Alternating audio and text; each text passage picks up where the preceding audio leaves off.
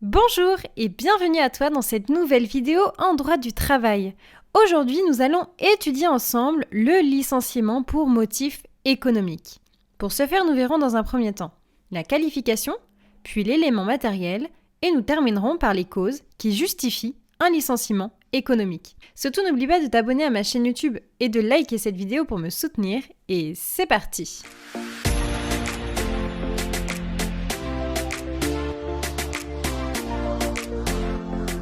Tout d'abord, la qualification du licenciement économique. Dans un premier temps, note que l'article L 1233-3 du Code du travail pose la définition ainsi que les éléments du licenciement pour motif économique.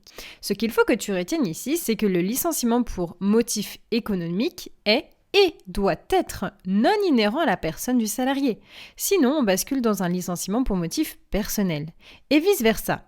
Lorsque le motif est non inhérent, on est forcément dans un licenciement pour motif économique. Retiens qu'il existe deux types de licenciement, économique et personnel. Attention toutefois, en cas de manquement à un élément causal ou matériel de la qualification du licenciement économique, on se retrouvera face à un licenciement économique, mais sans cause réelle et sérieuse. À présent, étudions l'élément matériel du licenciement économique. La loi est simple. Il faut, je cite, une suppression ou transformation d'emploi ou d'une modification refusée par le salarié d'un élément essentiel de son contrat de travail. Ainsi, il n'y aura aucune suppression de poste qualifié si l'employeur a recours à des CDD. Toutefois, il y aura suppression de poste, et ce, même si les tâches sont confiées à plusieurs autres salariés. Le refus de la modification. Ici, c'est le motif de la modification refusée qui va être pris en compte et non pas simplement le fait que le salarié ait refusé. Sinon, finalement, on tomberait dans le licenciement pour motif personnel. Enfin, tu peux noter que le refus par le salarié de la diminution de son salaire pour faire des économies au niveau de l'entreprise, eh bien, cela peut justifier un licenciement économique de la part de l'employeur, mais bien sûr, ce licenciement restera soumis à l'appréciation souveraine du juge. À présent, la causalité. Ici, il faut que l'employeur justifie les difficultés économiques de l'entreprise. Évidemment, nous sommes dans un licenciement pour motif économique, rappelons-le. Pour justifier donc les difficultés, l'employeur peut invoquer 4 causes. La première étant les difficultés économiques en tant que telles. Ici, c'est l'article L 1233-3 du Code du travail qui nous cite tout simplement à quoi fait référence ces difficultés économiques. Ici, elles sont bien sûr laissées à l'appréciation des juges du fond au regard, par exemple, de la baisse d'activité.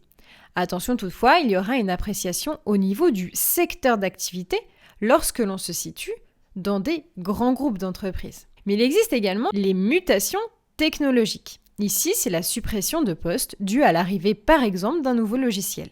Il existe également la réorganisation nécessaire à la sauvegarde de la compétitivité de l'entreprise. Ici, je te renvoie aux arrêts Thomson Tube. Et enfin, la cessation d'activité.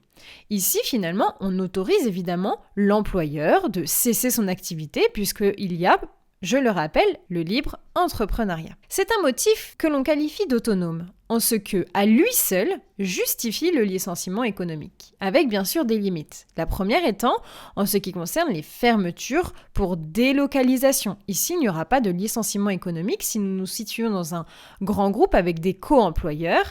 Si l'entreprise du salarié ferme pour se relocaliser dans un pays tel que le Brésil, par exemple, eh bien, le salarié pourra invoquer un licenciement économique sans cause réelle et sérieuse. D'autre part, tu peux noter qu'en cas d'ingérence de l'employeur qui a entraîné ensuite bien sûr les difficultés économiques, eh bien on ne pourra pas qualifier un licenciement économique. Voilà, c'est la fin de cette vidéo. J'espère que le licenciement économique est un petit peu plus clair dans ton esprit. En tout cas, n'hésite pas à t'abonner à ma chaîne YouTube et liker cette vidéo pour me soutenir. Et moi, je te donne rendez-vous pour une prochaine vidéo. À bientôt!